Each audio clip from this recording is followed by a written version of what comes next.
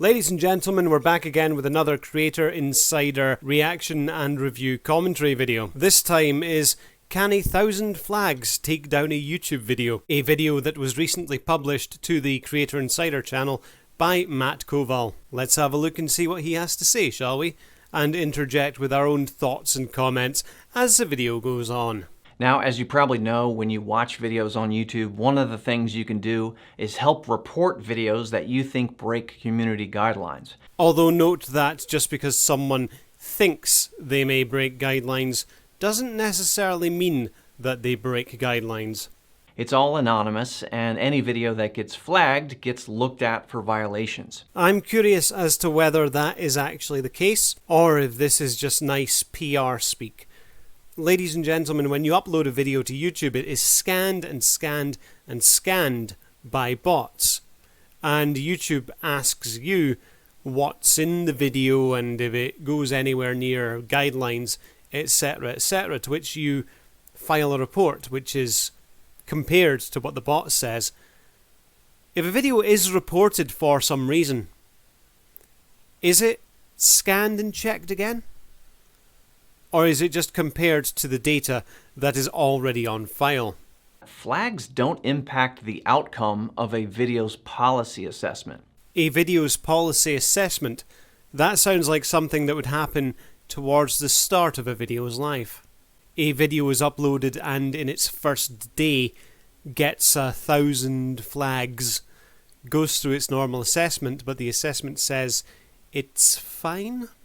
So if a video gets 1 flag or 1,000 flags, it still goes through the same review process. I'm curious as to whether these review processes happen every time the video gets flagged, or if they just happen towards the start of its life. For example, let's say there's a video that's been on the platform for 10 years, and it's quite a polarizing video. A lot of people are having issues with it, but from the TOS standpoint, it's fine, but it gets reported, it has millions of views and has been reported tens of thousands of times across the space of 10 years. Does YouTube detect that it's already been scanned and checked and it's fine and simply ignore those reports? There's no form of user alert to let the user know that you flagged the video but we checked it and the video's fine,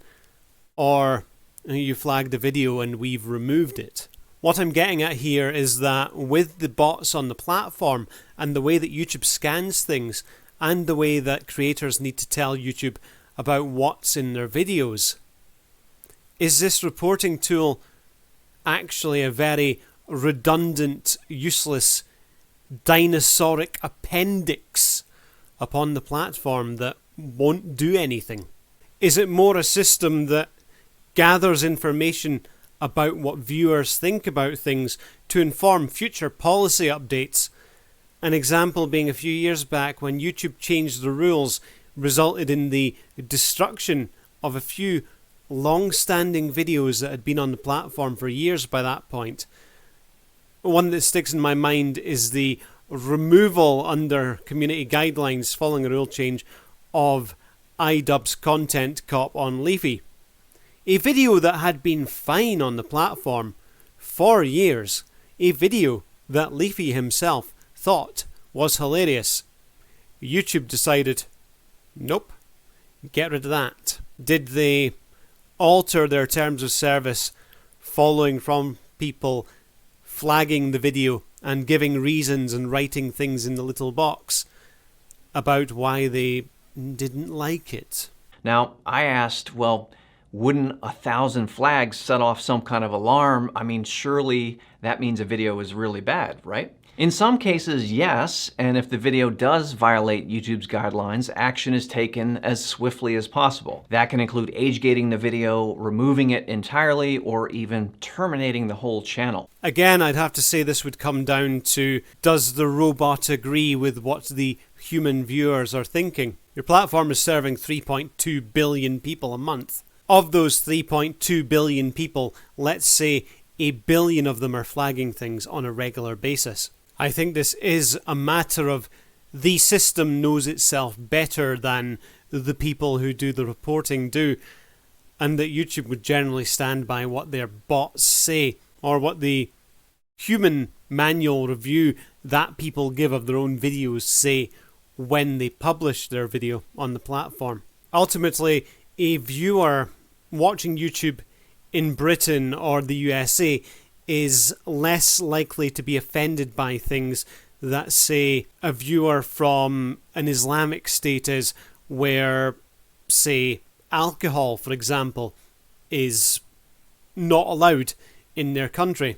If they came across a live stream where, let's say, a person's playing a video game whilst drinking a beer or drinking a bottle of whiskey, they're likely to flag it because of their own beliefs, their own customs, whereas such a report has no grounding in the terms of service or in the guidelines.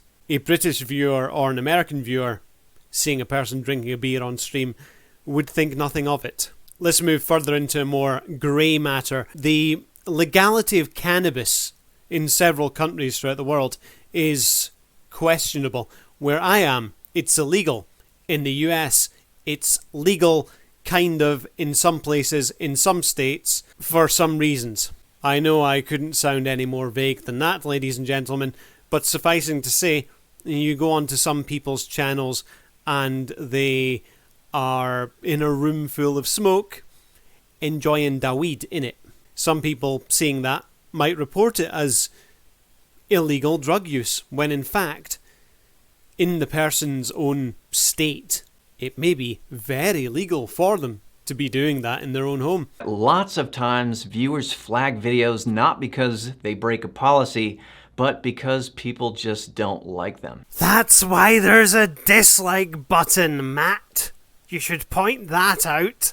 In fact, sometimes a video with lots of flags is a result of what the team calls brigading, meaning a large group of people have tried to gang up on the video in an attempt to take it down, even though it doesn't violate a policy. This will be where the video has been scanned and scanned and scanned and scanned by YouTube's bots, and YouTube reckons the video's fine. Unless they reckon it's not fine and they've already taken action. Can they take it down? No. Again, all videos are evaluated under the same policies, no matter how many flags they have. And this is all to make sure that there's no malicious or unfair treatment of someone's piece of content. So who makes the final call?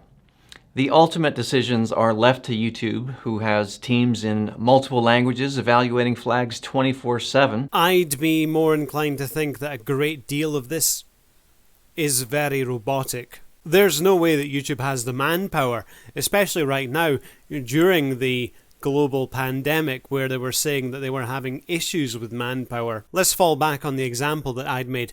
3.2 billion people, a third of which were probably reporting things on a daily basis. Yes, that's just a figure that I've made up, but let's say that monthly there is that billion people who are reporting things on a daily basis. That's going to add up to be quite a number of reports that need to be reviewed. There's no way that YouTube has the manpower to review all of that.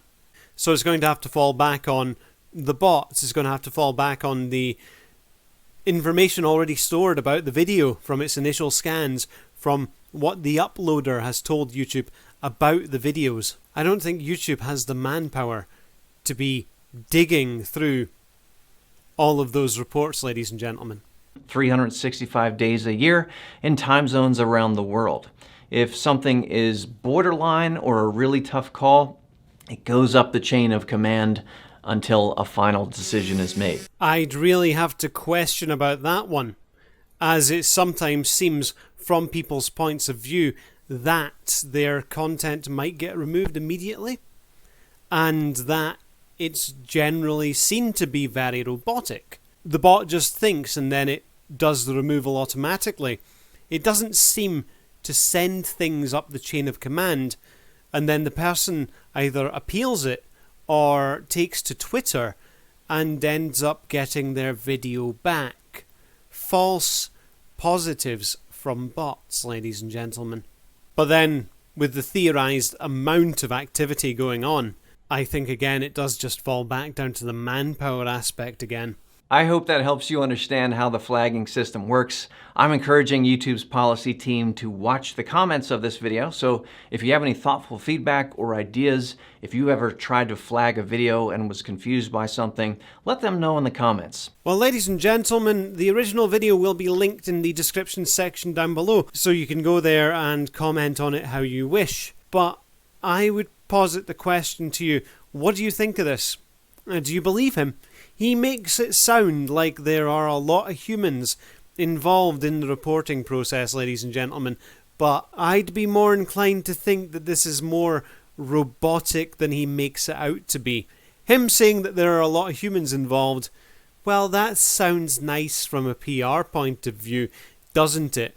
But in practice, in the actual field, in the battlefield, what do you think's really going on? Generals in command posts drinking whiskey and smoking cigars? Or just drones flying across? Anyway, I have other videos in this end screen. Please feel free to go and give them a watch. And I'll catch you next time. See ya.